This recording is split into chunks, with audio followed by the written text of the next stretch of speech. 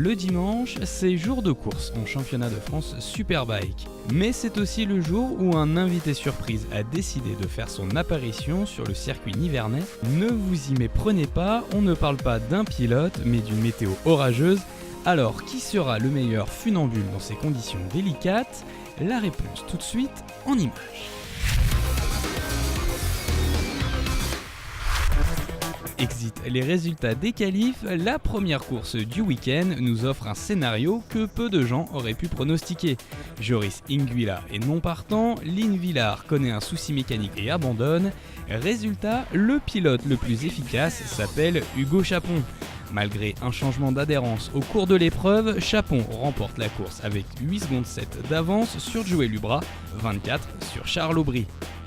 La deuxième course comporte moins de surprises avec le retour du soleil. Joris Ingvila, plus motivé que jamais, a à cœur de retrouver le chemin de la victoire.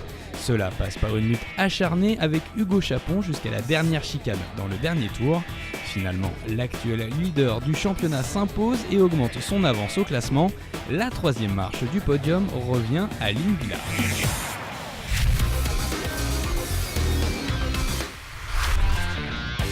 Aucun doute, l'enjeu majeur de la cinquième manche du FSBK se joue en Supersport.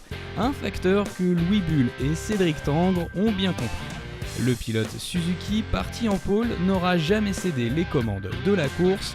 Pourtant, Louis Bull, juste derrière, s'est montré menaçant sur l'ensemble des 12 tours.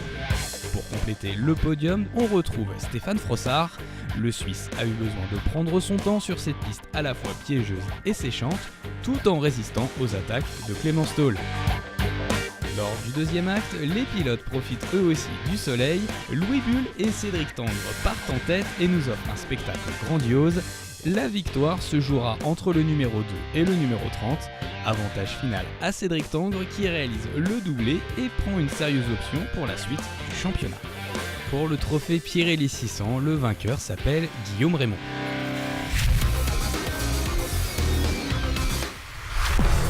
À l'instar de la Prémoto 3, le Superbike nous a livré de l'inédit lors de cette première course. Kenny Forêt, Poleman a un peu de mal sur cette piste nivernaise humide. En revanche, pour Florian Marino, pigiste d'un jour, l'adhérence n'est pas un problème. Le pilote Yamaha prend rapidement le leadership. Au-dessus du lot, le numéro 121 fait cavalier seul en tête jusqu'à finir premier. Les deuxième et troisième positions reviennent à David Cheika et David Muscat. Dans l'après-midi, Kenny Forêt est plus à l'aise sur piste sèche. Le leader de la catégorie Rennes fait le travail et ajoute une nouvelle victoire à son palmarès. La première ici à Magny-Cours. De bon augure pour attaquer sereinement l'avant-dernière manche du championnat au circuit Carole. Le podium est complété par David Perret et Jérémy Guarnoni.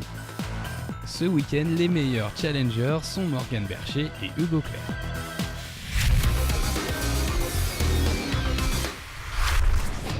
En side, la course de dimanche aura été mouvementée.